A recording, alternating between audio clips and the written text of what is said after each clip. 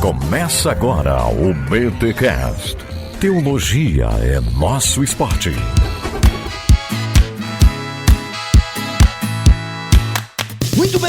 Muito bem. Começa mais um BTcast de número 416. Eu sou Rodrigo Bibo e quero destinar esse podcast ao amado de Deus, ou aos amados de Deus, ou só o meu amigo Teófilo mesmo. Aqui é o Paulone, hoje jogando no mesmo time dos menos favorecidos, dos menos citados, mas cheios do Espírito Santo. Eita! Aqui é o Kenner Terra e estou no time do Jesus cheio do Espírito. Olha aí, todo mundo no time. Todo mundo no time. Gente, estamos aqui com Paulone e Kenner Terra para falarmos um pouquinho sobre o Evangelho de Lucas, aqui na série Aliança, essa série em que nós analisamos os livros da Bíblia, damos uma introdução aos livros da Bíblia. Já passamos por boa parte do Antigo Testamento, já fizemos aqui a carta de Paulo aos Filipenses, já fizemos aqui os evangelhos sinóticos, enfim, já fizemos só sobre Mateus? Eu acho que não, mas a gente já pula para Lucas, né? Afinal, eu queria falar sobre Lucas, porque é esse evangelho pneumático, esse evangelho cheio de poder, e nós vamos falar hoje sobre Lucas aqui neste BTcast em mais um episódio da série Aliança. Mas antes, os recados paroquiais.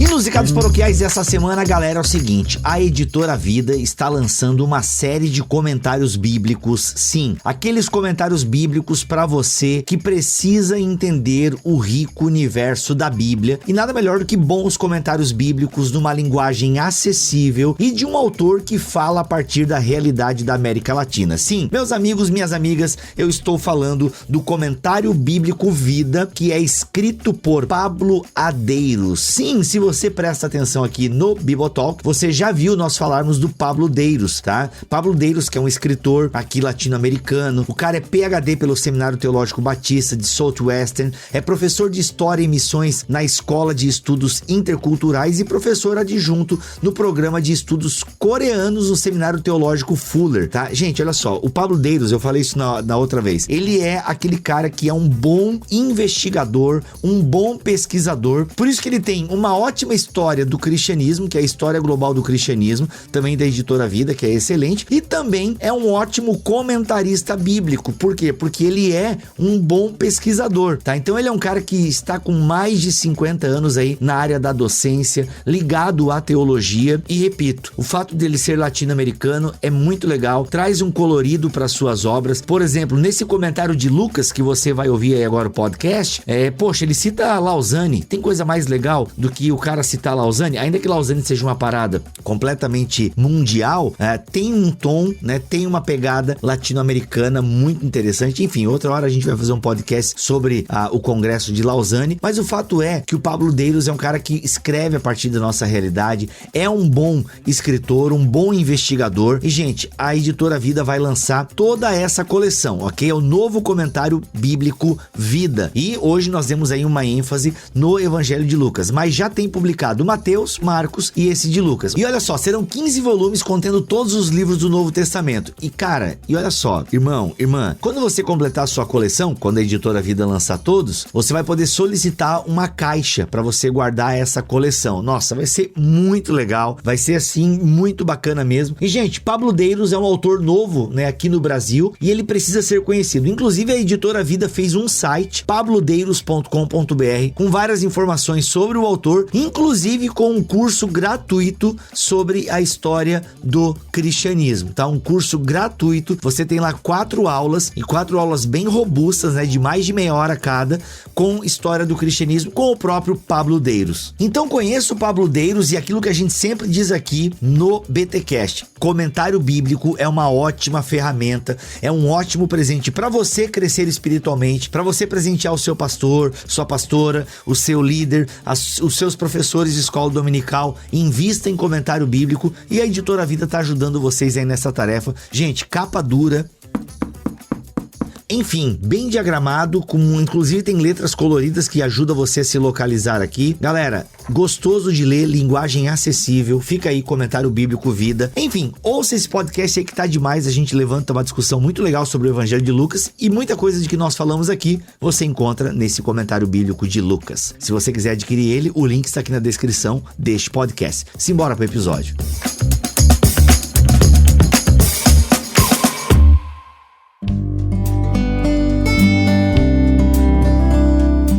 meus amigos, estamos aqui para fazer uma introdução ao Evangelho de Lucas. Aliás, eu já abro um parêntese aqui, porque a primeira vez que eu me dei conta disso, assim, tipo, introdução a um livro da Bíblia, é muito legal, isso me remete bem ao meu início dos estudos teológicos, né? Porque a gente chega na igreja e sabe que a Bíblia é a palavra de Deus, e o pregador vai lá, abre a Bíblia, e dependendo da igreja que você tá, o cara mal explica o texto bíblico, aquela coisa toda. Aí, de repente, a primeira vez que eu me deparei com uma Bíblia de estudo, e aí, de repente, assim, como assim? Quem escreveu, né? Aí, a primeira vez que eu li, inclusive, talvez não tenha sido esse fulano que escreveu. Como assim? Tá aqui dizendo que foi o cara? Pra quem que escreveu? Nossa, gente. Cara, é muito legal, assim. É a descoberta de um novo universo, isso é muito legal. Pra isso, gente, eu queria que vocês me ajudassem aqui, até pra refrescar um pouquinho a memória da galera. Nós temos 4 evangelhos que foram preservados, né? O Paulo vai explicar isso aí no livro dele. Você explica isso com detalhes no seu livro, né, Paulo? No Deus Falou na Língua dos Homens, né? Explico. Claro, se não explicasse, eu ia ficar muito chateado. Então nós temos aí, né, os 4 evangelhos preservados pela igreja, mas se atribui, né, boa parte dos teólogos atribui a Mateus, Marcos e Lucas a nomenclatura do evangelhos sinóticos. Eu queria brevemente, então, que nós já temos um episódio inteirinho explicando isso, mas eu penso que cabe aqui nós relembrarmos um pouquinho esse conceito de evangelhos sinóticos. Quem é que pode nos ajudar? Evangelhos sinóticos são os 3 primeiros, né? Mateus, Marcos e Lucas. E eles são chamados de sinóticos porque eles partem basicamente de uma perspectiva parecida entre si ao analisar a pessoa de Jesus e o ministério dele e analisar toda a sua obra dentro de Israel e como isso reverbera para as nações. Então, Mateus, Marcos e Lucas, eles se apegam a fontes semelhantes, eles lidam com narrativas semelhantes, mas cada qual partindo de pontos semelhantes, mas cada autor dando uma ênfase que lhe é peculiar, né? Por exemplo, Mateus, ele fala de Jesus e da sua obra como se Jesus fosse de fato aquele que cumpre a escritura judaica em si, ele é o Messias de Israel. Marcos, o primeiro que foi escrito, ele já vai apresentar narrativas mais dinâmicas, um Jesus que a partir do capítulo 1 já vai curando, expulsando demônios e fazendo um monte de coisa, imprimindo essa dinâmica. E Lucas, dentre os 3, é o mais detalhista, né? Ele tem o evangelho mais extenso, ainda que em número de capítulos Mateus seja o mais extenso, porque ele tem mais capítulos, mas em termos de texto Lucas é bem maior, um pouquinho maior que Mateus, porque ele já parte de um olhar sobre os mesmos acontecimentos, mas um olhar mais, vamos dizer assim, historiográfico ou parecido com uma composição historiográfica nos padrões greco-romanos, que são padrões aí da sua época. Mas nós chamamos de sinóticos porque, grosso modo, eles analisam e narram episódios, se não parecidos, mas muito semelhantes. E nós temos os sinóticos em relação também ao Evangelho de João, que nos apresenta uma reflexão teológica bem mais posterior que os 3 anteriores e que já explica teologicamente muita coisa, né? Traz uma cristologia um pouquinho mais acabada, traz um entendimento sobre principalmente os ditos de Jesus que não são explorados no Evangelho, nos Evangelhos sinóticos, mas que são enfatizados no Evangelho de João. Então são 4 evangelhos que se complementam e trazem diferentes facetas desse ser tão complexo que é Jesus de Nazaré. Um exemplo interessante para que a gente consiga perceber essas diferenças, quando nós olhamos o Evangelho de João, nós não encontramos lá o conceito de exorcismo. O que você chama de milagre nos sinóticos, em João, nós temos a expressão sinal. Então, quer dizer, enquanto milagres lá nos sinóticos servem para indicar a presença do reino, é muito significativo que no Evangelho de João você tem a expressão sinal e aponta para quem Jesus é. Olha só, Mateus 11, não é? João Batista tem uma dúvida sobre se era o Messias mesmo ou deveriam esperar por outro. Então Jesus cita uma série de milagres que são comuns nos evangelhos, para indicar o seguinte: o reino está aí, porque os cegos vêm, os coxos andam, a potência do reino se manifesta aqui entre nós. Quando olhamos pro Evangelho de João, especialmente dos capítulos 1 do capítulo 1 ao 12, né, 1:19 até o 12, você tem uma série de sinais. Essas manifestações miraculosas são chamadas de sinais e apontam para Jesus, para ele como um ser divino que está entre nós, o Deus que se tabernaculou. Então, você percebe que nos sinóticos, reino de Deus, milagres e uma série de temas são partilhados.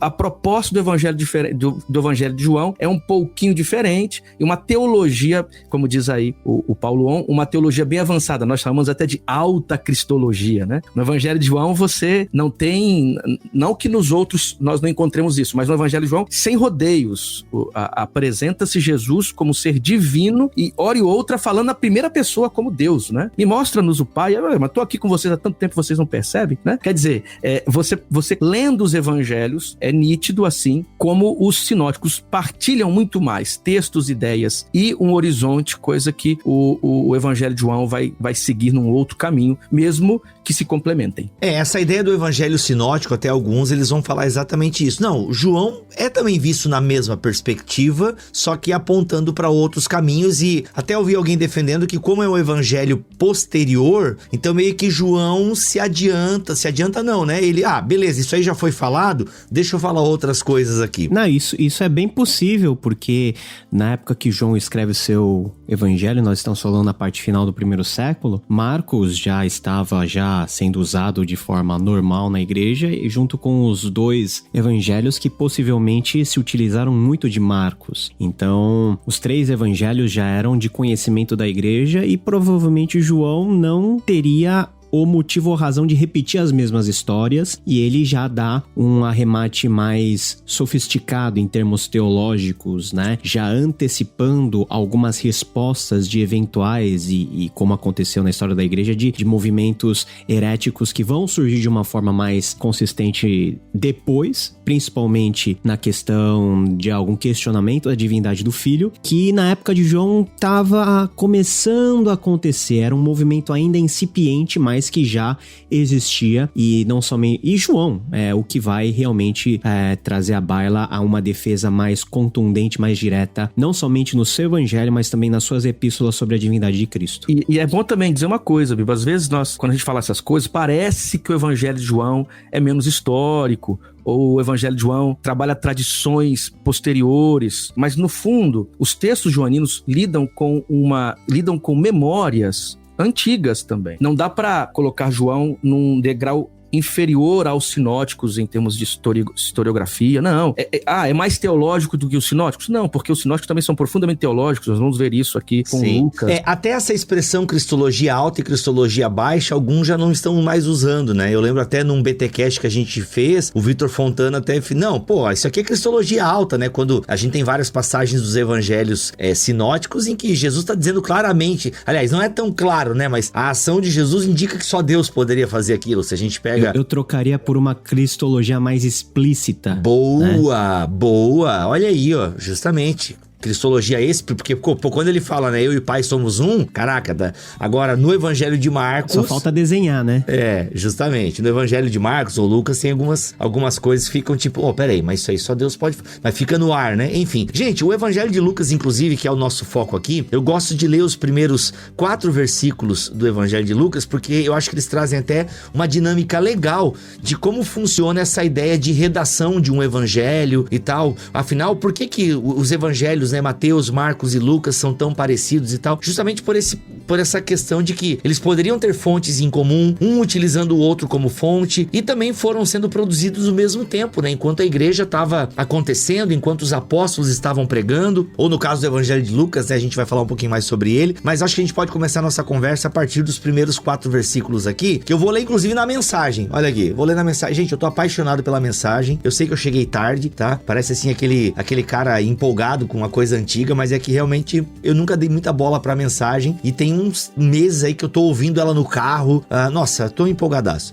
E vou ler aqui, olha só. Várias pessoas se deram ao trabalho de relatar por escrito os fatos extraordinários que se passaram entre nós, que eram, ao mesmo tempo, cumprimento das profecias das Escrituras. Elas basearam seus relatos em testemunhas oculares que dedicaram a própria vida à palavra. Investiguei cuidadosamente esses relatos, inteirando-me da história desde o princípio. Decidi escrever tudo ao Senhor, honrado Teófilo, para que não haja nenhuma dúvida a respeito da confiabilidade de tudo que lhe foi ensinado. Olha aí, né? Eu sei que o texto aqui tá bem mais fluido, né? Que é a pegada do Eugene Peterson, mas a essência tá ali, né? Mas eu gosto da tradução tradicional quando fala da acurada pesquisa, né? Temos professor de grego aqui, o termo acribia. Olha aí, Paulo.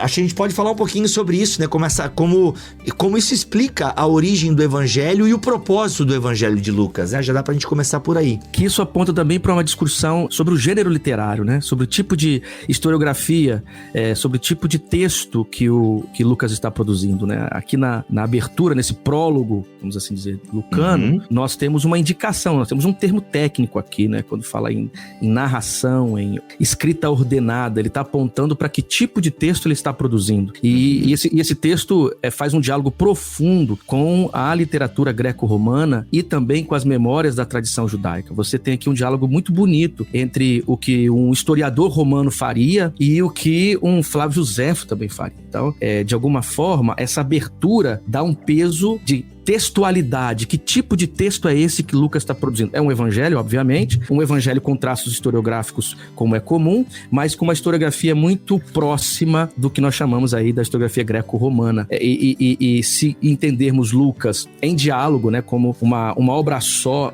com atos, então você percebe aí como isso é construído com muita beleza. A própria historiografia romana, né, você tem alguns textos, tem um documento, né, uma obra importante que é de Luciano de Somazata, que foi produzido no segundo século, que o título é, né, como se deve escrever história. Ele vai apresentar uma série de características. E esse texto é um texto posterior, obviamente, ao Evangelho de Lucas, mas que nos aponta para o mesmo espaço, assim, o mesmo lugar, né, de produção da história. E ele diz que o texto precisa ter utilidade. E essa utilidade só é possível com a verdade. E outros documentos que discutem a historiografia no mundo romano, na tradição greco-romana, apontam também que essa literatura precisa ter independência, precisa ter boa articulação, precisa ter beleza. E tudo isso a gente encontra nesta obra lucana. E este prólogo já insere a obra lucana dentro dessa tradição literária. Olha aí, muito bom, muito bom. Aprofundando um pouquinho sobre a questão do gênero literário,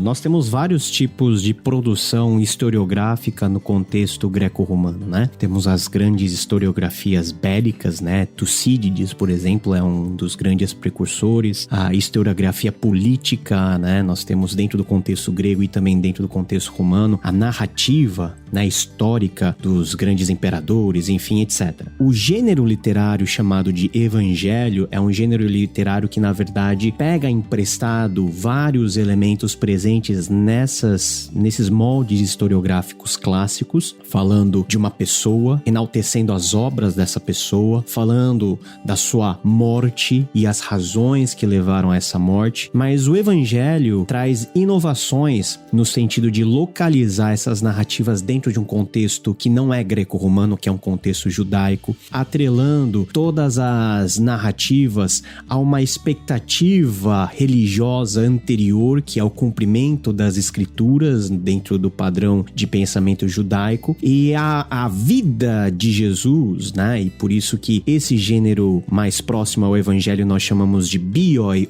ou vita, ou seja, é o relato da vida de alguém, não acaba com a morte do seu, vamos dizer assim, do seu personagem principal, né? Na verdade, o evangelho é uma obra que termina com reticências, porque a obra, ela prossegue. E quando nós analisamos isso em Lucas, isso fica claro, porque o evangelho de Lucas é o primeiro tomo de uma narrativa muito maior, que termina no capítulo 24 com a ressurreição de Jesus, mas ela prossegue no mesmo ponto que ela termina no evangelho, agora a partir de Atos capítulo 1 até o 28, falando de todo o estrago né? No bom sentido que a vida e obra de Jesus fez a descida do Espírito Santo e como Jesus, ele se faz presente no meio dos discípulos de outra forma. Então, uma história contínua que, de fato, só vai ter um final lá em Atos capítulo 28, que também é um final meio que abrupto, meio que de reticências. Então, é uma composição, vamos dizer assim, que pega muita coisa emprestada do contexto romano e grego, mas que dentro das expectativas e dentro do propósito dos autores do Novo Testamento é transformado num gênero peculiar que nós chamamos de biografia teológica, ou seja, é a narrativa não somente dos fatos a respeito de uma pessoa, mas as implicações teológicas que isso tem relacionando essa pessoa com toda uma compreensão religiosa desde o Antigo Testamento pra frente. É por isso então que em termos de gênero literário, beleza, qual o gênero literário? A evangelho, mas ao mesmo tempo que é esse gênero literário que tem proximidade com os escritos da sua época, também se distingue em alguns pontos, se eu tô entendendo o que você tá falando, e é uma narrativa que tem cunhos teológicos, né? Sim, com certeza. Por exemplo, e aqui eu talvez alguns, o Kenner concorda comigo, outros, né, o Paulo não sei, vou ver agora, mas é porque, não, a narrativa não dá pra gente fazer doutrina em narrativa. Pera lá, Lucas traz um desafio enorme pra nós aqui, né, porque é uma narrativa com sérias intenções teológicas. Então, assim, e aí a gente precisa, aqui até já dando um salto enorme no episódio, né, mas já que a gente tá falando de gênero literário, e aqui eu já até faria a pergunta, né, como ler Lucas hoje, né? Gente, calma que a gente vai voltar tudo lá pros princípios, tá? Mas aqui, estamos no calor dessa discussão aqui, porque, ok, como ler Lucas hoje? Que é uma única obra, né? Lucas Atos. Então, assim, ele escreve uma única obra com um propósito, né? Enfim, que tá claro aqui na introdução dos dois livros. Que até dizem alguns aqui, gente, agora me corrija, porque isso aqui é informação de escola dominical das antigas. Não lembro de ter estudado isso no seminário. Mas que, na verdade, é uma obra que só tá em 2 volumes, porque não tinha como se escrever uma obra desse tamanho num único volume e tal. Ou faltou dinheiro, ele depois teve que comprar mais. Ou ele escreveu em tempos separados, ou isso é especulação que, whatever.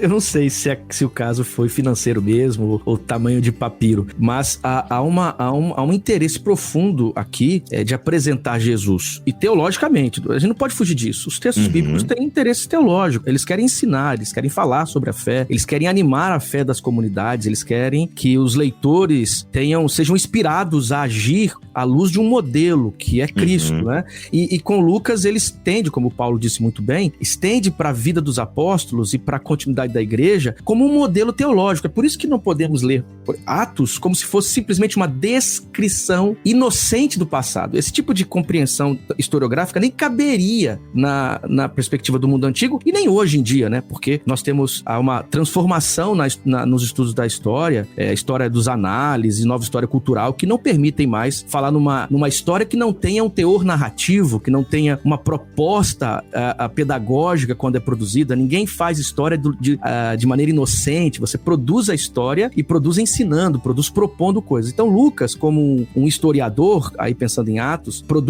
escreve a sua obra, ele escreve pensando em uma audiência, ele usa material, ele organiza esse material, ele cria narratividade, ele constrói um discurso teológico, e um discurso teológico profundo, e que gera mesmo uma ideia de uma igreja poderosa, que pode agora, a partir do Espírito, realizar aquilo que Jesus indicou que eles deveriam fazer. Então, é muito complicado você ler todos os outros textos da Bíblia e entender que esses textos estão num nível teológico importante. Aí vamos para Lucas, porque supostamente é só narrativa do passado, e não encontrarmos ali também uma animação teológica, né? Uma proposta teológica, uma teologia bonita sendo exposta. Não, pera aí, Tener, eu vou te interromper aqui, porque agora tá dando um bug legal aqui na minha cabeça. Beleza, nós temos os 4 evangelhos.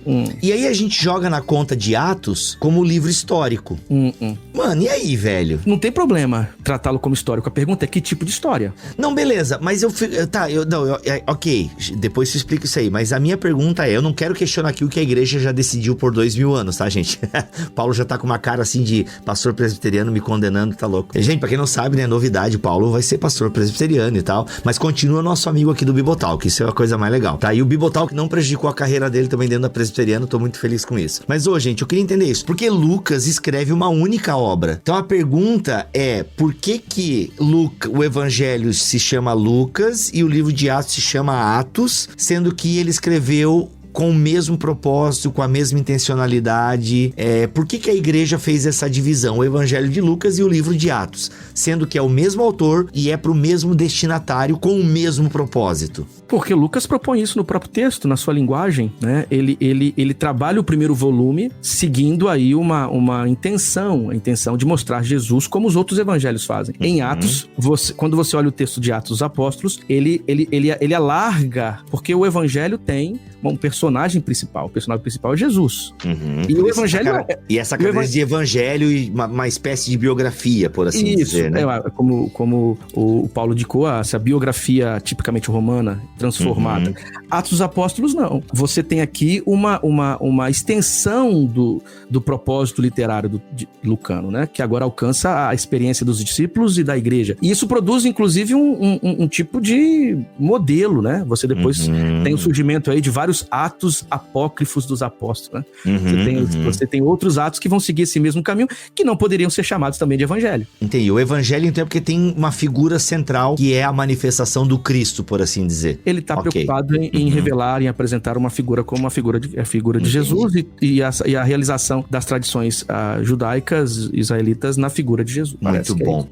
Quando nós falamos a terminologia evangelho, é alguma coisa que nós restringimos à narrativa da vida de Jesus, né? Então o evangelho, ele tem como foco uma só pessoa e essa pessoa, ela é o personagem principal da narrativa de cabo a rabo. Então há toda uma preparação para se contar, até em linguagem mais heróica, em linguagem mais, vamos dizer assim, mais exaltativa, desde o nascimento dessa pessoa, os seus feitos, né, a sua morte, enfim, etc. Já Atos tem uma característica muito importante que, já de cara, Atos não tem um personagem principal pela qual ele demonstra o seu foco. O livro de Atos, ele é dividido basicamente no ministério petrino anterior e no ministério paulino posterior, né? O grande marco de divisão está lá entre o capítulo 10 e 15, né? Desde Cornélio até o Concílio de Jerusalém, nós temos uma transição de um ministério de eminência petrina para um ministério de eminência paulina. E nenhum dos dois é o foco central de Atos, ainda que Lucas seja tradicionalmente associado ao apóstolo Paulo. E também não há uma tentativa de colocar um status divinizador sobre essas duas figuras. Eles são tratados como emissários desse Cristo, que é aquele que os envia, e isso está claro em Atos capítulo 1, e toda a decorrência do ministério dessas duas pessoas e, consequentemente, do ministério de toda a igreja depende de forma axial àquilo que foi narrado no tomo 1, que é o Evangelho. Então, Atos é a decorrência, né, daquilo que foi o Evangelho. Atos é a forma como o Evangelho ganha raiz, ganha vias práticas, como ela se difunde a partir de um contexto judaico para um contexto gentílico. E é essa ponte que nós temos entre os dois livros. Então, os dois livros, em natureza, são obras de historiografia, é claro, mas historiografias com ênfases diferentes, porque o Evangelho, ele trata da descrição de Jesus, como Jesus é, o Filho de Deus, aquele que veio para redimir o mundo, e esse Jesus que estende a salvação para os gentios, que é o grande segredo de Atos. E é aí que o ministério do Espírito Santo faz todo o sentido, desde Lucas até Atos, entendeu? E tem um detalhe também, me permite fazer, só para colocar mais uma coisa aqui, tem um detalhe no prólogo lá, na parte, no início de Atos dos Apóstolos. Ele indica isso, ó, tem um primeiro logon, né, um proton-logon, tem um primeiro tratado, um primeiro texto, e aqui no sentido mesmo de uma primeira obra, que tem um propósito, etc, e essa é outra, quer dizer, agora a preocupação é outra, eu estou produzindo um outro tipo de literatura, que tem, obviamente, esse contato natural com o primeiro momento, né, com a primeira parte dessa história. Não é simplesmente do capítulo 1 até o último capítulo 1 de Lucas e o último capítulo de Atos, não é isso. São duas obras com características peculiares. É tanto que alguns até questionam se realmente podemos aí falar em 2 volumes de uma obra só. Eu, pessoalmente, acho que sim. Isso aqui não dá nem pra discutir. Mas isso só indica que são 2 trabalhos diferentes conectados com um propósito de apresentar uma figura central da história, uma figura central da história de Israel especialmente, e como isso se expande depois para o mundo. Então, olha só, o Pablo Deiros, no comentário dele, aqui o comentário bíblico Vida Lucas, o Evangelho Universal do Pablo Deiros, ele diz o seguinte, que eu acho que corrobora bem com tudo que vocês estão falando aí, ó. No entanto, é preciso ter em mente o Evangelho de Lucas para entender plenamente o que é relatado em Atos. Aí ele cita, Robert Stein concorda com o Nolan não é o diretor de cinema, tá? É um outro comentarista, tá? O Stein concorda com Nolan em que tanto o Evangelho de Lucas quanto o livro de Atos precisam um do outro, ou seja, Lucas escreveu o Evangelho sabendo que Atos concluiria essa história e que Atos precisa ser lido à luz do Evangelho. Fitzmyer faz uma observação interessante sobre a questão. O mais curioso é que, embora quase todos admitam a unidade de autor das duas obras, raro é o exegeta moderno que tenha tentado escrever um comentário das duas obras como tais, ou seja, como duas partes de um único projeto orientadas por uma concepção unitária. Aí ele faz uma ressalva. No entanto, o Evangelho de Lucas, por assim dizer, tem personalidade própria. É singular a esse texto a história do nascimento de Jesus, que inclui o coro dos anjos e os pastores que visitaram o menino Jesus. E aí ele vai falando um pouco dessa singularidade do Evangelho, que é o que o Kenner acabou de falar para nós ali anteriormente.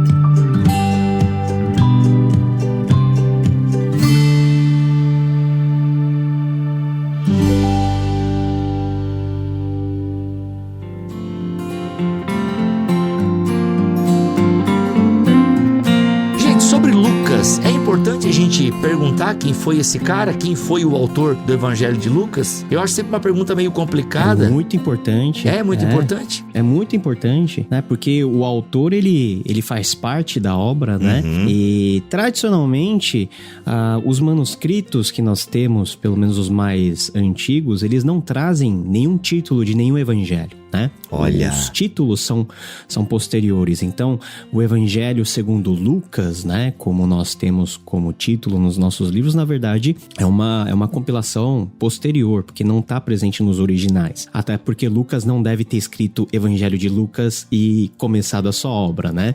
Seria ótimo, hein? Seria... segundo escreveu Lucas, eu mesmo. No ano tal. Não era assim que... Eles não faziam assim, esse é o ponto. Não faziam assim. Não faziam assim. Então, o que nós temos são evidências presentes nos escritos da própria igreja, né? Lucas, como evangelho, não teve muito problema para ser recebido dentro do processo canônico, né? As listas canônicas mais antigas, como o cânon muratoriano, 180 a 170 depois de Cristo, olha só, bem para perto. Bem próximo, né? Da era pós-apostólica. Isso, do segundo século, já inclui Lucas, né? O cânon marciano, que é o cânon de Marcião, de Sinop, também inclui Lucas. Aliás, Lucas é, na opinião de Marcião, o evangelho, porque o resto tem muita coisa judaica e Marcião não gostava muito desse negócio de judaico e cortava tudo. Sim, ele cortou até o Evangelho de Lucas, né? Ele também fez umas edições do Evangelho de Lucas. Aliás, gente, estudem sobre Marcião, que é loucura, mas graças a ele, a igreja, precisamos ver quais são os livros autorizados aí. É verdade.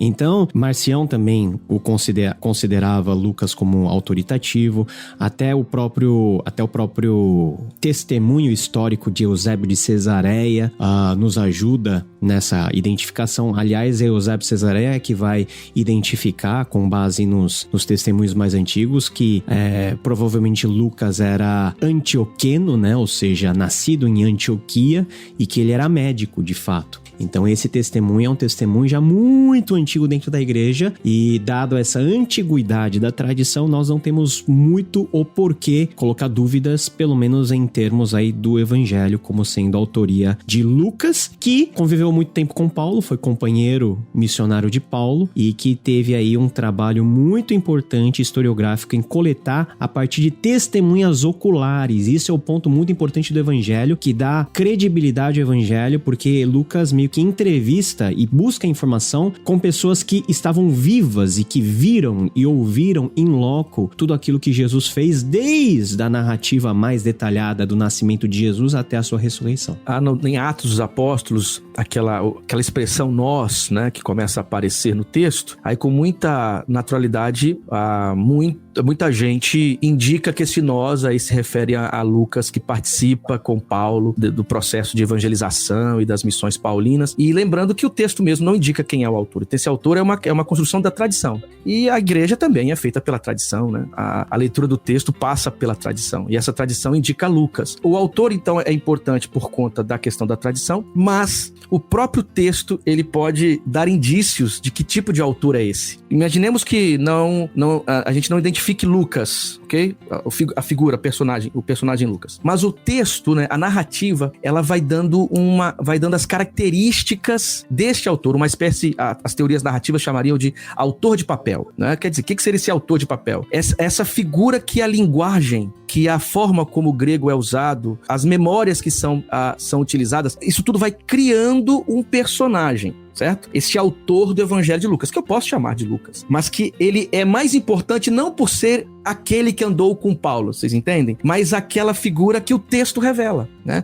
Aquela figura que o texto mostra. Quem é esse Lucas? Primeiro, é alguém que conhece muito bem a tradição judaica. É alguém que conhece a hermenêutica judaica. Você tem a presença de trato com o texto, e um trato tipicamente judaico também. É alguém um adendo aí, Kenner. Lucas, ele é o único autor gentil, né? De linhagem totalmente gentílica não somente do Novo Testamento, mas da Bíblia como um todo, né? Lucas é de forma étnica distoante dos demais autores, né? E mesmo assim conhece tanta Septuaginta, você percebe que as citações, claro, o Novo Testamento depende muito da Septuaginta, mas a fraseologia, a maneira como os termos aparecem, você consegue identificar. Existem hoje pesquisas importantes que mostram a presença da Septuaginta na citação e na maneira como os salmos são usados em Atos dos Apóstolos. Então, a construção sintática do evangelho, com expressões e até a possibilidade de pressupor fonética, isso tudo ligado, muito próximo à tradição da Septuaginta. Então, isso tudo vai criando uma imagem desse autor, vai mostrando quem esse autor é. E a gente pode identificar, sim, Lucas, que andou com Paulo, etc. Muito bom. Ele é citado 3 vezes, né? O Novo Testamento menciona apenas 3 vezes a pessoa chamada Lucas. Em Colossenses 4,14, Lucas, o médico amado, envia saudações. Aí depois nós temos 2 Timóteo 4,11, Lucas é apresentado como o único amigo que está com Paulo em Roma, né? Só Lucas está comigo. E temos Filemão 23 e 24, apresenta Lucas como um dos cooperadores de Paulo que enviam saudações. Então Lucas, gente, é esse médico amado. Alguns até dizem que a linguagem, né, o grego de Lucas é talvez um pouco mais, usam esse argumento também, né? É um grego mais apurado, que denota alguém com estudo e tal, e isso. Eu acho que Lucas é o único que fala que Jesus suou sangue também, né? Então, uma especificidade também. É isso? Me corrijam aqui, gente, que eu vou falando dessas coisas que eu lembro aí da escola dominical e do seminário há 20 anos atrás, aí a coisa pode escapar. Mas, cara, abrindo um parênteses aqui muito aleatório, gente, eu adoro aleatoriedades, eu tô aqui pra isso, pra trazer o aleatório, pra galera dar uma refrescada na cabeça com tanta informação top que vocês falam. Mas tem aquele filme, Paulo, o Apóstolo de Cristo, que é muito bom, cara. Eu gosto desse filme. Né? Eu gosto desse filme, velho. Ele é muito bonito, ele é meio lento, mas ele é bonito. E tem uma parte que eu lembro que a galera criticou, que é quando Lucas tá explicando a forma dele fazer, que ele vai escrever as coisas. Porque a galera ainda tem uma visão muito assim, tipo a Bíblia caindo do céu, o Espírito Santo vindo e soprando no ouvido do cara o que ele tinha que escrever. Se vivermos, viveremos pelo Senhor. Se morrermos, morreremos pelo Senhor. Vivendo ou morrendo, pertencemos ao Senhor. Isso é brilhante. Agora eu tenho um final. Escute só, por 2 anos inteiros, Paulo ficou lá em Roma, em sua própria mansão alugada. Não, casa. E recebeu todos que foram vê-lo. Ele proclamou o reino de Deus e falou de nosso Senhor Jesus Cristo com toda a ousadia e sem restrições. Pronto. Vai causar uma boa impressão de você. E a minha segunda prisão? O julgamento no fórum, o veredito de Nero, a escuridão da minha cela. Eu comecei meu relato desses eventos com a proclamação de Jesus Cristo para que seus seguidores fossem testemunhas dele em Jerusalém e até os confins da terra. A história que começou em Jerusalém há 30 anos, agora chegou a Roma. Então esse é o final. Porém, a morte é só o começo. Vamos nos reencontrar numa nova estrada, tenho certeza. Viver é Cristo, morrer é lucro. Então, essa parte que vocês acabaram de ouvir, a galera, pô, nada a ver. Ele falando com o Paulo ali, como é que ia escrever e tal. Pô, gente, exatamente, eu creio que foi exatamente assim. Um escrito pensado, organizado, pesquisado, elaborado. Tem uma arte ali, gente, né? Não sei o que vocês pensam disso. Tem arte, tem arte. A Bíblia não foi psicografada, né? Nós cristãos não acreditamos em psicografia. A gente acredita que são textos organizados com talento redacional, com estratégia literária, com motivação teológica.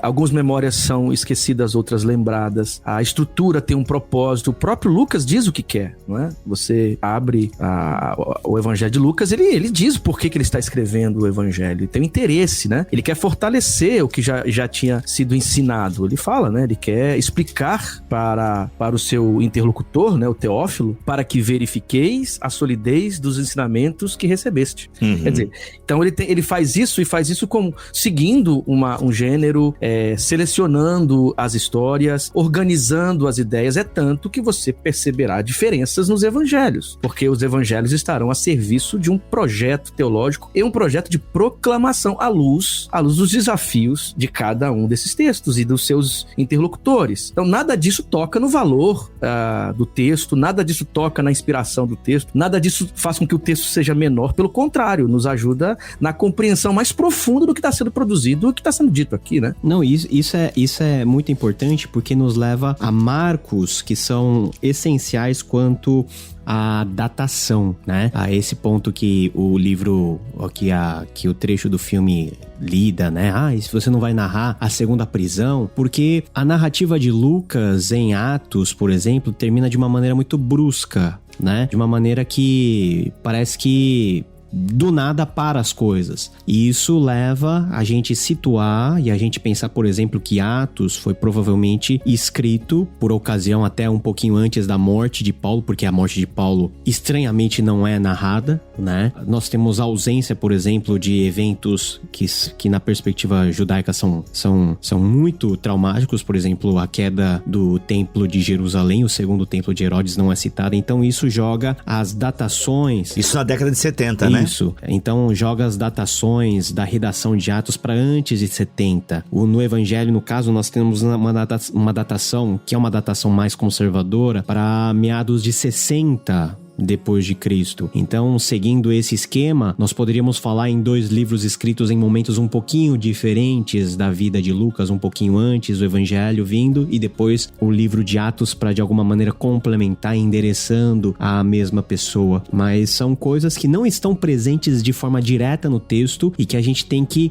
pegar por meio de referenciais que o próprio texto cita ou, na maioria das vezes, não cita, e o silêncio do texto bíblico em relação ao alguns eventos históricos muito importantes, possivelmente denota que na época da redação daquele documento, aquilo que historicamente foi muito traumático, de fato não aconteceu. Então foi antes de 70, ou seja, da morte de Paulo, que é mais ou menos 62 depois de Cristo.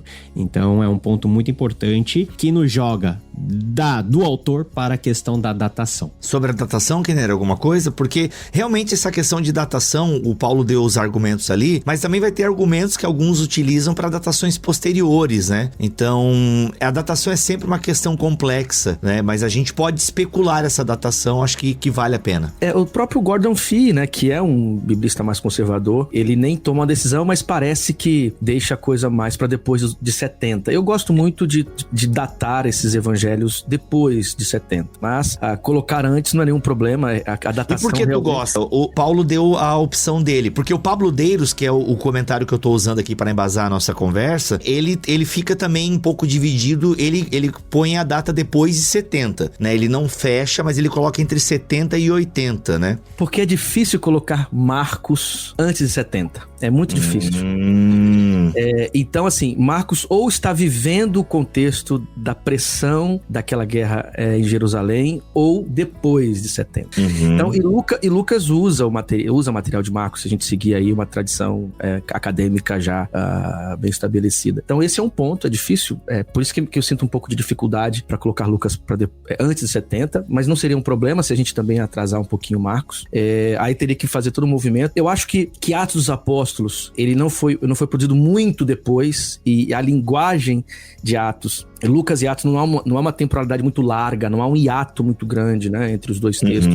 E você dificilmente conseguiria colocar Atos dos Apóstolos, descer muito as datas, sabe? Diminuir, aproximar muito da história de Jesus e da igreja. Seria muito difícil, porque você tem já um movimento interessante e já historicamente bem estabelecido da caminhada da igreja. Não narrar a morte de Paulo, eu costumo ler, seguindo aí os caras das teorias narrativas, né? Que é uma estratégia narrativa muito interessante, muito comum, que é abrir para que os leitores entrem na história. Então você termina o texto deixando... Porque toda narrativa, de alguma forma, tem uma estrutura quinária. E ela tem o que nós chamamos de situação final. E a situação final tá numa relação assim, muito direta com a situação inicial. Aí tem lá a tensão, o desenlace, a situação final. Quando um autor tira a situação final, isso não é estranho para a literatura judaica e não é estranho para a literatura romana, você está convidando as pessoas a participarem do texto. Então, não ter ali a morte de Paulo e tal, deixar o texto aberto, me parece, mais uma vez, Lucas agindo de maneira muito bonita em termos literários. Então, eu penso mais por esse horizonte, mas como nós estamos dizendo aqui, a questão da datação, ela pode flutuar muito, ela sempre flutua, né? E essa questão de 70 aqui, tem gente, por exemplo, alguns não concebem os evangelhos depois de 70 porque querem ler aquelas narrativas de tribulação, de guerra de Mateus e Marcos como uma previsão do que aconteceria em 70 e não como uma descrição do que aconteceu. Sim. Ou não como uma indicação. Não é um vaticínio ex evento. Você tá entendendo aqui? Então assim, me parece que fica mais fácil para ler o texto colocando depois de 70, até para pensar a formação dos 3 evangelhos. Enfim, a datação realmente é sempre um tema complexo, mas ele nem sempre é tão importante. Realmente, galera que dá muita importância à datação é quando até a galera ligada à questão da escatologia, geralmente, né? Então, para eu encaixar Mateus 24, tem que ser antes da década de 70, alguns casos também de Apocalipse, o nome de Nero, a besta, o 66, não, 666, são 36, né? 36. Então, assim, então a galera faz todo esse movimento, mas é muito difícil, tá, gente? É muito difícil porque você tem bons argumentos dos dois lados, tá? No texto aí da editora Vida, ele não toma uma decisão. Ele parece ir para uma datação mais antiga. O Pablo Davis diz o seguinte: alguns defendem uma data anterior, 70, 80 depois de Cristo, essa data, ou seja, anterior ao 90, né? Tem gente que joga o evangelho lá para cima e tal. Essa datação admite um uso ocasional dos títulos Cristo e Senhor e situa o evangelho após a queda e destruição de Jerusalém. Marcos e Mateus, os 2 primeiros evangelhos a serem escritos, ou seja, ele já parte desse pressuposto de que Mateus e Marcos foram base para Lucas, anunciam uma catástrofe imediata. Ou seja, eles vivem nesse anúncio ou algo tá para acontecer, tanto que isso está muito claro nos 2 evangelhos, né? Mas para Lucas esse perigo já parece ter acontecido, o Deiros deduz. As profecias sobre o tema são apresentadas com mais detalhes, como se já tivessem ocorrido. Ele cita aqui Lucas 19, Lucas 21. Além disso, 2 vezes em seu evangelho e uma vez em Atos, Lucas menciona João antes de seu irmão mais velho, Tiago, quando Mateus e Marcos nunca o fazem. Isso pode ser uma indicação de que Lucas escreveu depois de João ter se tornado mais conhecido e importante dos 2 irmãos. Além disso, uma data posterior ao ano 70 teria dado a Lucas tempo suficiente para reunir um relato dos fatos que se cumpriram entre nós e investigar tudo cuidadosamente desde o começo. Enfim. Mas, gente, essa aí da troca da ordem de João e Tiago me parece a mais especulativa, né? As outras são bem mais sólidas. Bem mais sólidas, né? Não, e João sempre vai ser mais conhecido porque Tiago morreu muito cedinho. Pois não deu muito tempo, né? Atos 12. Não deu muito tempo de ficar com... O Tiago conhecido era outro, meu irmão de Jesus. Olha aí.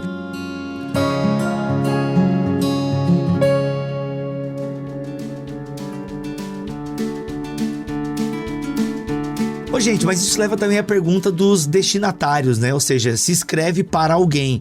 A gente tem esse Teófilo aí, sei lá, um funcionário romano, mas será que foi só para Teófilo que Lucas escreveu? Um escrito encomendado aí? Tipo um cara ricão? Mano, me dá essa história aí, eu quero esse volume exclusivo só para mim e tal. Como é que a gente lida com isso em relação a Lucas, que tem um nome ali, né? Ele coloca para Teófilo, tem um destinatário muito específico, mas a gente pode especular que o Teófilo representava alguém maior, que o Teófilo iria espalhar para um grupo específico de pessoas. Como é que a gente lida com o destinatário do Evangelho de Lucas? Bom, o Teófilo provavelmente seja o cara que bancou esse texto. O Joséfo faz a mesma coisa em Contrapião. Ele indica para quem que é e ele cita, né, Epafrodito. E é Epafrodito que banca o texto. Provavelmente Teófilo seja este que banca o texto, alguém da aristocracia que torna possível que o texto seja escrito. Obviamente, esse Teófilo, ele é o destinatário, é quem está tornando possível que o texto exista, mas pensando na igreja, pensando em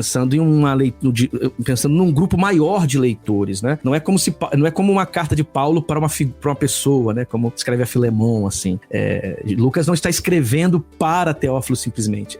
Esse tipo de informação no cabeçalho de um texto como esse é para dizer quem está bancando e quem está tornando possível que essas informações circulem, né? Em termos de destinatário, é muito difícil nós acertarmos qual que é o destinatário, né, dos evangelhos. Lucas é o mais distoante dos 4 porque ele cita nominalmente um que nós podemos classificar como um destinatário primário, ou seja, é nominalmente destinado àquela pessoa, mas não restrito àquela. Paulo usa o mesmo recurso, por exemplo, na sua carta a Filemon, que é uma carta que possivelmente foi entregue junto com a carta aos Colossenses. Então, Filemon era para ser para Filemon, mas com uso na grande igreja da qual Filemon fazia parte, que era a igreja onde ele estava situado, que era a região de Colosso. Então, os documentos da antiguidade, eles tinham, muitos deles, caráter particular, mas também caráter público. E isso a gente vê até por causa da extensão do texto, que é um texto muito longo e é muito distoante de bilhetes que são mais de cunho pessoal dentro da antiguidade. Pela própria análise do texto, não somente de Lucas, como também de Atos, nós podemos inferir que Teófilo é apenas o símbolo de uma audiência muito maior que Lucas ele deseja alcançar, que são os gentios convertidos, uma vez que a ênfase tanto de Lucas quanto de Atos vai ser num público cada vez maior, começando do epicentro judaico, mas sempre se expandindo, e essa onda de reverberação que vai tomar um impulso maior com aquilo que o próprio livro de Atos propõe, que é partir de Jerusalém, Judéia, Samaria até os confins da terra. Então, o destinatário final, vamos dizer assim, que estava dentro do coração de Lucas, né, poderia ser e possivelmente foi os próprios gentios, e a gente vê isso pela forma que Lucas ele constrói o seu texto e pelas temáticas que ele aborda. Então são os assuntos teológicos do seu evangelho e também do livro de Atos que fazem a gente pensar que, poxa, esse cara que já é gentil, ele é um autor gentil, ele não vai escrever para um público restrito a uma igreja judaica. Ele não vai se endereçar à igreja mãe de Jerusalém e às subsedes dentro da Palestina. Ele tem uma mente muito maior a toda a igreja que já estava, de alguma maneira, espalhada no mundo mediterrâneo, que é uma igreja que já há muito tempo, muitas décadas atrás, deixou de ser uma igreja apenas judaica e passou a ser uma igreja eminentemente gentílica, com um pouco de judeus convertidos. Então é essa igreja maior gentílica que Lucas tem em mente como destinatário. Isso está bem evidente no capítulo 10, na experiência de Pedro, 10 de Atos, né? 10, 11, depois a discussão no capítulo 15. Quer dizer, isso aqui é bem programático. A abertura de Atos dos Apóstolos também aponta para isso, né? Capítulo 1, verso 8. Antes do capítulo, no último capítulo do Evangelho de Lucas, ele promete que derramaria poder, que daria poder para a igreja, e esse poder é derramado exatamente para expandir esse evangelho a grupos para além da tradição judaica. Quer dizer, um texto como esse não poderia nunca ser restringido a um público, a uma figura, a alguém só. Muito bom, gente. Inclusive o Deiros aqui, o Pablo Deiros, ele elenca uma série, né, de motivos que testificam desse fato, de que o público, o leitor de Lucas, era um público gentil, né? Então alguns aqui eu destaco para vocês. A substituição de termos hebraicos ou aramaicos por palavras gregas, como senhor ou mestre em vez de rabi, caveira em vez de Gólgota, enfim, tem uma série de outras palavras que ele vai tirar aqui. A explicação de costumes judaicos, né? Ele se dá o trabalho de explicar, enquanto que Mateus, se não me falha a memória, vai citando, até porque Mateus tem em mente um público, né, bem judaico mesmo, e Mateus não explica algumas coisas, enquanto Lucas tem essa explicação. A omissão de episódios relacionados com as tradições e costumes judaicos, né? Essa omissão pode ser intencional, né? Ou porque talvez o material não estivesse disponível, ou pode ser por isso, né? Isso não interessa ao meu público leitor. O povo judeu mencionado na terceira pessoa, as citações do Antigo Testamento extraídas principalmente da Septuaginta, embora em geral o mesmo ocorra, né, em todos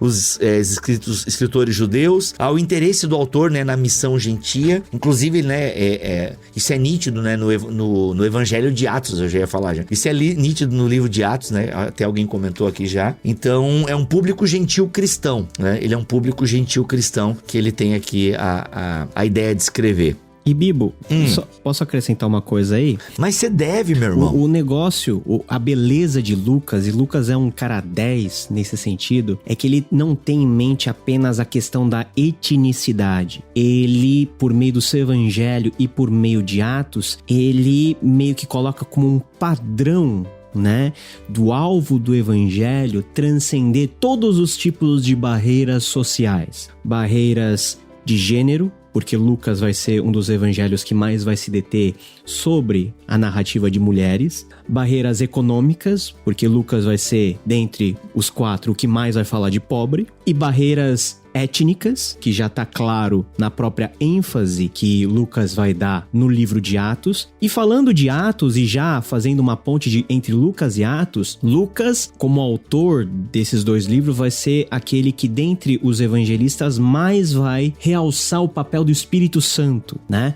Esse tal papel pneumatológico é um papel que as escrituras judaicas já previam como um dos sinais para a vinda de Jesus e um dos sinais do fim, porque o espírito que antes estava restrito à posse de uma nação e dentro dessa nação alguns indivíduos, agora é derramado sobre todos, né, de forma a suprimir todas as barreiras socialmente construídas e de convenção. O Evangelho de Lucas, ele começa a demonstrar isso a partir das primeiras páginas, quando de fato ele começa a narrar sobre a vida de Jesus. O primeiro passo do ministério público de Jesus em Lucas é Jesus entrar na sinagoga e ler o rolo de Isaías e o Espírito do Senhor está sobre mim e ele me ungiu para quê? Para fazer um monte de coisas que os judeus esperavam que o Messias fizesse. Qual que é o ponto final, o ponto de início também do ministério de Jesus? É Jesus ser levado ao deserto. E Lucas, ele é repetitivo na ênfase que ele dá, que Jesus, cheio do Espírito Santo, foi levado pelo próprio Espírito Santo ao deserto para ser tentado. A dupla menção do Espírito Santo em relação aos demais colegas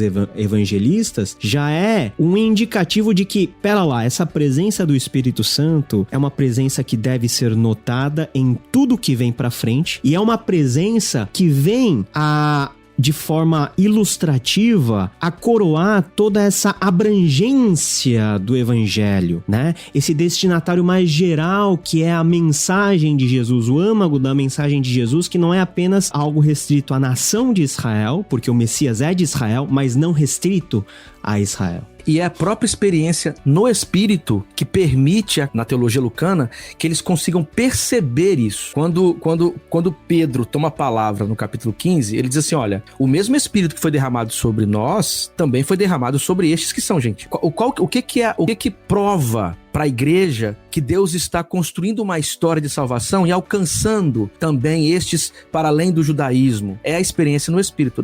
O texto lucano, o Paulo aí trouxe agora a coisa para a questão pentecostal e carismática. O texto lucano é o texto mais carismático pentecostal das Escrituras. Jesus é o Jesus cheio do Espírito. Você olha o texto de Lucas, é o Messias cheio do Espírito. E ser cheio do Espírito é ter uma presença profética no mundo. É isso que é interessante, né? Ele resgata o profetismo de Israel, mas um profetismo de Israel que tem a presença do Espírito como a força fundamental para que ele possa ter força para fazer o que faz e falar o que diz. E isso é tão bonito em Lucas, porque esse Jesus cheio do Espírito, ele vai fazendo coisas, e essas coisas só podem ser feitas porque o Espírito possibilita, e no final do Evangelho ele garante, esse mesmo Espírito que está sobre mim será derramado sobre vocês. Aí, puxando aqui a brasa para minha sardinha, aqui, o Roger Stronsdet faz uma análise disso de forma fantástica. Ele diz assim, quando Jesus diz que o Espírito vai ser derramado sobre a comunidade, o mesmo Espírito que está sobre ele, e isso acontece no capítulo 2, no seu programa teológico, ele está dizendo assim, essa igreja, ela não é só formada por sacerdotes, né? Numa relação direta com Deus. Não é somente o sacerdócio universal de todo crente. Quando o Espírito que está sobre Jesus, que é o Espírito da profecia, da tradição profética, do empoderamento para se posicionar, para testemunhar, para falar, é derramado sobre a igreja, agora forma uma comunidade de profetas. A igreja se torna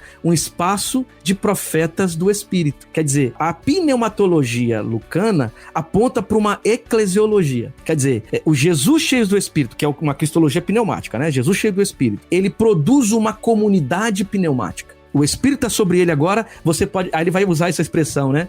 Profetismo universal de todo crente. Quer dizer, a presença do Espírito na igreja, tornando a igreja agora um espaço de uma tradição pneumática, né? Aí a gente pode falar em pentecostalidade da igreja. A pentecostalidade da igreja, que não é a mesma coisa que pentecostalismo, né? Mas essa pentecostalidade da igreja é essa comunidade empoderada, porque é essa expressão, antes mesmo desse termo ser usado para questões políticas hoje em dia, essa expressão... Antes da esquerda sequestrar o termo. Quer dizer, ser empoderada pelo Espírito, quer dizer, torna-se agora uma comunidade de profetas. E essa comunidade de profetas tem figuras importantes proféticas, Paulo, não é? Pedro, que são cheios do Espírito. Esses personagens são cheios do Espírito como quase que um modelo. Jesus é cheio do Espírito, Pedro também é, Paulo também é, Filipe também é. Quer dizer, a história agora, ela se torna uma história onde a igreja pneumática se torna uma presença profética no mundo. Quer dizer, isso eu acho que isso é muito bonito na teologia e na pneumatologia lucana que o Paulo aí indicou com tanta propriedade, sabe? E mais uma coisinha aqui, só mais uma coisinha, me desculpa. Só mais uma coisinha, vai, só uma coisinha. Uma coisinha aqui rápida. Tem textos em Lucas que são deles, nós não encontramos os outros. Por exemplo, o encontro de Maria com Isabel. Essa narrativa, ela é interessante porque Jesus está no útero de Maria, obviamente, João Batista no útero de Isabel. Quando elas se encontram, a presença de Jesus no útero de Maria já provoca uma reação em Isabel e na criança que está dentro dela. E o texto, Lucas gosta de usar essas expressões porque Jesus também faz isso, né, em Lucas. Ele diz, repleto do Espírito, com um grande grito. Ela então, ela exclama. A expressão no grego aqui é muito forte, né? Porque é quase que em êxtase mesmo. Ela entra um impacto assim, e ela então diz, bendita és tu entre as mulheres. Isso é lucano. Isso é tipicamente lucano. Quer dizer, Jesus é um Messias pneumático desde o útero. Aí se tivesse alguns pentecostais que Jesus já batiza com o Espírito Santo desde o útero. Olha, a forçação cuidado. Já é uma forçação meio pentecostal. Quer dizer, mas só para mostrar a ênfase que Lucas dá para essa coisa do Espírito e como isso é tão fundamental para entendermos a teologia lucana. Uhum. Ele é o evangelista que mais cita o Espírito Santo, somado os outros juntos, né? Somando os outros evangelistas, não dá um tanto de vezes com que Lucas cita. Aliás, esse é um tema, né? Acho que a gente até meio que falou de um dos temas principais do Evangelho de Lucas, é a figura do Espírito Santo, né? Por trás dos atos de Jesus e por trás dos atos dos apóstolos está muito clara a presença do Espírito Santo, né? Então esse é um ensinamento muito claro do Evangelho de Lucas. Eu nem lembro onde a gente estava, que a gente chegou no Espírito Santo aqui, porque é uma coisa muito do Espírito mesmo, né? Quem escreveu, a gente falou que o público é o público gentil, e aí a gente meio que já entrou na questão dos ensinamentos do Evangelho, né? Então acho que o primeiro ponto é esse ensinamento, é a presença do Espírito na comunidade do Cristo. Isso é muito claro como um ensinamento. E o próprio Cristo, né? O próprio Cristo como pneumático, o próprio Cristo. Justamente. É a ação pneumática, né? A ação do Espírito no povo de Deus. por assim dizer, né? Outra coisa importante também, Paulo, acho que você poderia começar esse tópico, porque você fez na sua abertura, você já deu também um pouco da temática do Evangelho de Lucas, né? Acho que você poderia falar um pouquinho para nós aí. O Lucas, ele tá muito preocupado com as porções menos favorecidas, né? Mulheres, pobres, são personagens que, de forma comparativa aos outros evangelhos, eles aparecem mais em Lucas e Jesus aparece mais em contato com eles. E é engraçado que o mais gentil, ou o gentil, dentre todos, ele resgata uma linguagem, uma tradição que é tradicionalmente veterotestamentária, ou seja, o Antigo Testamento, esse negócio de preocupação com os pobres, os menos abastados, né? Essa preocupação social é uma preocupação da lei de Moisés. Quando Deus institui a lei, Deus institui toda uma salvaguarda social e política para que os menos favorecidos fossem, por meio dos mais favorecidos, abençoados e terem o seu suprimento garantido e a sua segurança e a sua proteção asseguradas, inclusive pelas forças daquilo que nós poderíamos chamar de forças políticas ou forças de Estado, ainda que seja anacrônico falar em Estado naquela época. Mas há uma preocupação que é uma preocupação que aparece de cara, no discurso de Jesus na sinagoga. Para que a unção do Espírito desce sobre Jesus? Para beneficiar todos aqueles que, em resumo, estão nas trevas, né? Os pobres, os cegos, né? Dar vista aos cegos, libertar os cativos. São preocupações que, de alguma maneira, elas ficaram menos importantes ou menos latentes dentro de todo o processo aí de deteriorização do judaísmo no fim do Antigo Testamento e o período interbíblico, onde outras preocupações começaram a surgir. É essa valorização que a presença do Espírito, ela traz esses elementos à tona novamente, e esse é o ministério do Messias. Então, nós estamos muito acostumados a pensar no ministério do Messias apenas em termos de salvação da alma, mas Jesus se coloca muito preocupado com a salvação da alma e do bem-estar daqueles que ele via no seu cotidiano pedir ajuda para ele. Um Jesus esquerdista, né? Um Jesus bem esquerdista, esquerdopata, socialista e comunista,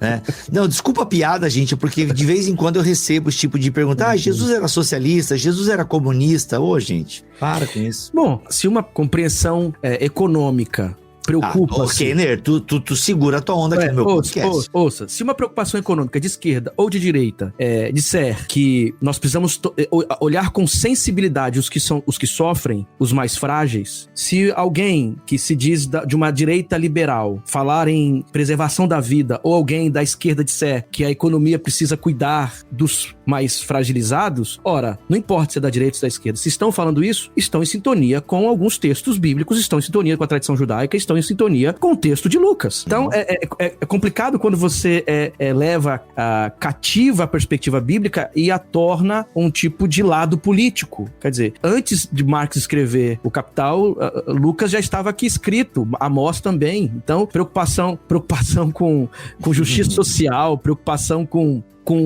uma melhor distribuição dos bens, preocupação, por exemplo, em deixar a terra um tempo sem ser usada para que os pobres possam comer nela. Isso aqui está na tradição judaica, isso aqui, preocupação com a terra, isso está em Amós. E Lucas, o Jesus cheio do Espírito de Lucas, como Paulo disse, ele vai cuidar, como cita aqui, os oprimidos e os doentes, os presos. Porque quem eram os doentes? Nós temos classes de pobres na Bíblia hebraica, e entre os pobres na Bíblia hebraica havia os pobrecidos por conta de doenças. Então, quando ele cura, ele está tratando de uma classe, de um grupo que era jogado para as extremidades. Isso aqui não é simplesmente um discurso político partidário moderno. Isso aqui é um tipo de ética bíblica, uma ética judaico-cristã, e que o Messias cheio do Espírito acaba realmente seguindo essa tradição e colocando ela em prática. Então, politizar isso no sentido de falar isso é coisa da esquerda, ou falar isso é coisa da direita, isso é um anacronismo, de certa forma um pouco infantil, né? Sim. Só pra acrescentar um fato, Lucas é um dos que mais vai descer a lenha contra rico, né? A riqueza, né? A riqueza o acúmulo do capital. Ela eventualmente pode ser um grande problema. Jesus, ele fala dos ais, né? Que são famosos em Lucas, proferidos aí, sempre colocando em contraste aqueles que têm muito com aqueles que têm pouco, né? Então, os que têm muito, eles devem ter uma atitude de forma a abençoar aqueles que têm menos, né? E essa é uma linguagem bíblica, tá 2000 anos escritos. Se vieram a descobrir isso hoje e se alguma ideologia sequestrou isso pra si, no texto tá escrito há mais de 2000 anos, né? A gente não tem culpa, e é bíblico. E a igreja, ela se estabelece como se estabeleceu em todos os tempos, no seu cuidado, principalmente com essas pessoas que são menos abastadas. Nós não podemos nos furtar a dizer isso, porque Jesus é o Messias que tem no seu ministério, tal qual como Lucas vai indicar essa preocupação voltada para os menos favorecidos. Por exemplo, em Mateus você tem lá as bem-aventuranças, bem-aventurados os pobres de espírito. Lucas vai falar bem-aventurados os pobres de ponto.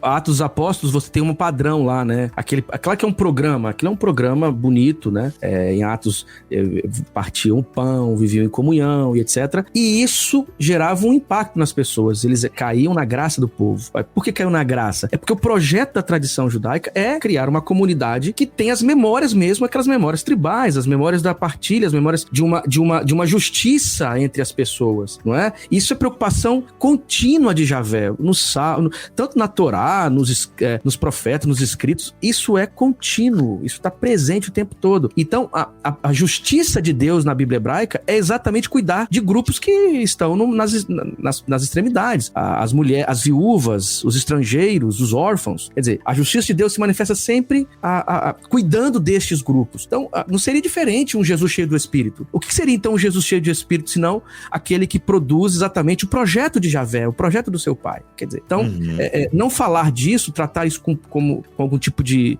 medo, é se deixar levar por uma leitura completamente equivocada do que a gente já encontra no texto sagrado. Para finalizar aqui ainda, o Pablo Deiros diz o seguinte: por outro lado, muitos estudiosos de Lucas observam que seu evangelho pode muito bem ser chamado do evangelho das mulheres. Olha aí.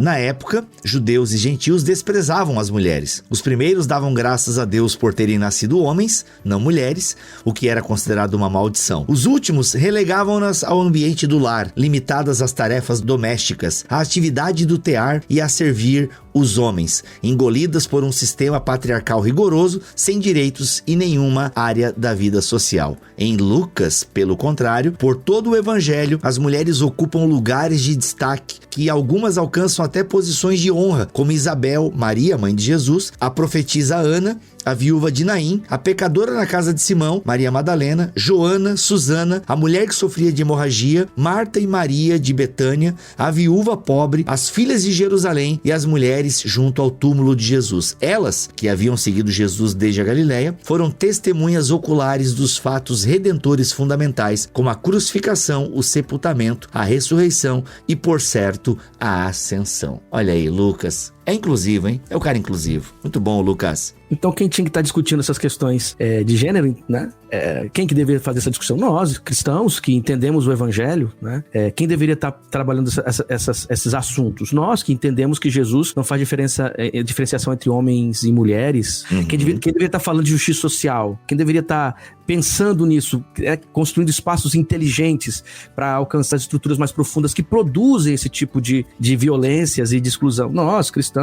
Bom, eu acredito que historicamente os cristãos sempre estiveram na ponta, mas parece que hoje no Brasil falar sobre isso não é ser cristão mais, é uma coisa esquisita, né? Ficou um pouco complicado. Paulo, a sua mensagem final sobre o Evangelho de Lucas aí, o que sei lá, uma passagem preferida, o que te instiga, o que você gosta nesse Evangelho, pra gente caminhar pro final do nosso papo. Quando eu leio Lucas, eu fico maravilhado como a Trindade, ela é expressa de uma maneira muito peculiar. A gente vê o ministério do Filho, mas a gente vê que o ministério do Filho, ele não é dissociado da sua submissão como Filho encarnado à vontade de Deus Pai e de como a ação de Jesus sempre é no poder do Espírito Santo. Então, o conceito de Trindade em Lucas, ele tem uma cor bem especial, que é uma cor e que é algo que é transmitido à igreja. Porque quando nós pensamos em Trindade, nós pensamos em ideias, em modelos, e muitas vezes nós não nos sentimos participantes disso daí. Mas o mesmo Espírito Santo que preenche Jesus é o Espírito Santo que também preenche a igreja, para que essa igreja possa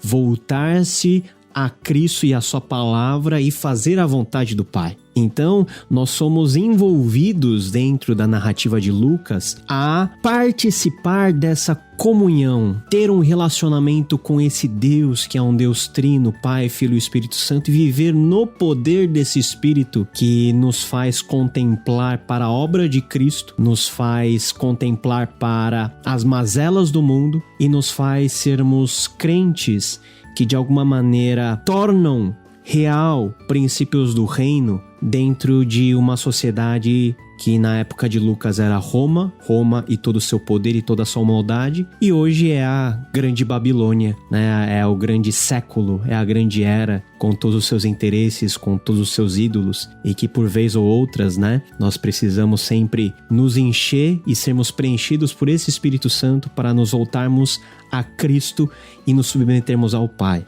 Uma igreja que tem o seu interesse em coisas escusas é uma igreja que não está cheia do Espírito Santo.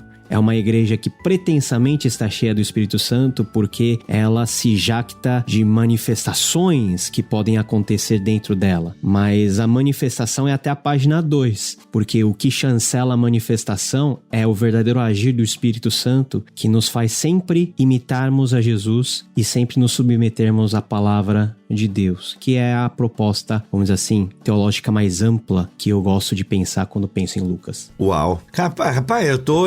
Mano, é agora, faz agora que a galera já tá em prantos. Eu fico até com vergonha de falar agora depois, Kenner. Não sei se a gente já encerra o episódio aí. Brincadeiras à parte, Kenner, e aí, a sua palavra final sobre o Evangelho de Lucas? Eu gosto muito do capítulo 11, verso 13 do Evangelho de Lucas. Eu gosto muito porque é tipicamente lucano e aponta para isso tudo que o Paulo inclusive disse aí. Ora, se vós que sois maus sabeis dar coisas boas aos vossos filhos, quanto mais o Pai do céu dará o Espírito Santo aos que o pedirem. Esse detalhe final, né? O Espírito Santo como essa coisa boa que o Pai pode dar, isso é tipicamente lucano. E o que há de mais bonito no Evangelho de Lucas é exatamente essa presença do Espírito que anima a Jesus e anima a igreja. Isso me toca muito. Nós falamos tanto de avivamento, falamos tanto de poder do Espírito, mas isso significa algo importante. Significa que, uma vez cheios do Espírito, nós vamos reproduzir as obras do Cristo que é cheio do Espírito. E as obras do Cristo atingem a vida, atingem o mundo, constrói uma presença pública relevante, cria uma sensibilidade para além daquilo que preocupa exatamente a cultura que nos cerca. A obra do Espírito nos faz ver o mundo de maneira diferente. A obra do Espírito revoluciona os nossos óculos, renova não só o nosso coração, mas também a maneira como andamos nesta realidade. Então, ler o Evangelho de Lucas, ler a obra lucana é se inspirar, é se encher do desejo de ser cheio do Espírito, para que de alguma maneira consigamos representar na vida este Jesus que também foi cheio do Espírito. Ser cheio do Espírito não é alienação. Ser cheio do Espírito é estar disposto a viver no mundo testemunhando esse Cristo que deu o Espírito a todos nós. Eu acho que isso é uma coisa bonita que o Evangelho nos aponta. E eu emendo trazendo outro texto tipicamente lucano, inclusive só se encontra no Evangelho de Lucas, que é a parábola do bom samaritano, né? Então acho que ser cheio do Espírito Santo é ajudar aqueles que estão caídos pelo caminho. E essa parábola, ela é fantástica e é um texto exclusivamente lucano. É isso, meus amigos, minhas amigas, foi uma pequena introdução ao Evangelho de Lucas. Obviamente que tem muitas coisas que a gente ainda poderia falar, e a gente deixa a dica aqui do comentário bíblico Vida, tá? Lucas, o Evangelho Universal, de Pablo Adeiros. Lembrando que a editora Vida tá lançando uma série de comentários, ok? Que é novo comentário bíblico Vida, e vai vir todo o Novo Testamento, mais de 14 volumes, e vai vir com caixa especial. Já tem o Evangelho de Lucas, já tem o Evangelho de Marcos e já tem o Evangelho de Mateus, tá bom? Gente, capa dura, uma folhinha super bem acabada, boa diagramação. Gente, é um comentário muito bom, muito bem escrito a partir, né, de um teólogo da América Latina. Eu acho que isso faz a diferença. Escreve a partir da nossa história, e o Pablo Adeiros é um ótimo pesquisador, cita muita gente, por exemplo, aqui no Evangelho de Lucas, acreditem vocês, ele cita muito Lausanne. Por que será? será, né? E isso é muito legal, cara. Então, ao longo do comentário, ele vai citando muito textos de Lausanne e tal, que é... Depois pesquise na internet o que é o Congresso de Lausanne. Então, é muito legal. Eu acho esse um diferencial aqui do Pablo Deiros e desse comentário bíblico Vida. Se você quiser adquirir, o link tá aqui na descrição deste podcast. Meu amigo Paulo On, obrigado pela sua presença em mais um podcast aqui, cara. Valeu, tamo junto. Daquele jeito. Kenner, agora com o microfonezinho top, pá. A tua internet também deu uma melhorada, né, mano? Não caiu, nada. Deus tá prosperando. Glória a Deus, mano? Deus tá prosperando. Isso é, um prazer, bom. Obrigado. Obrigado que Deus prospere pra gente ajudar os outros a crescerem também, né? Aí, ó, viu? É isso. Gente, voltamos na semana que vem, se Deus quiser e assim permitir. Fiquem todos na paz do Senhor Jesus. Até o próximo podcast.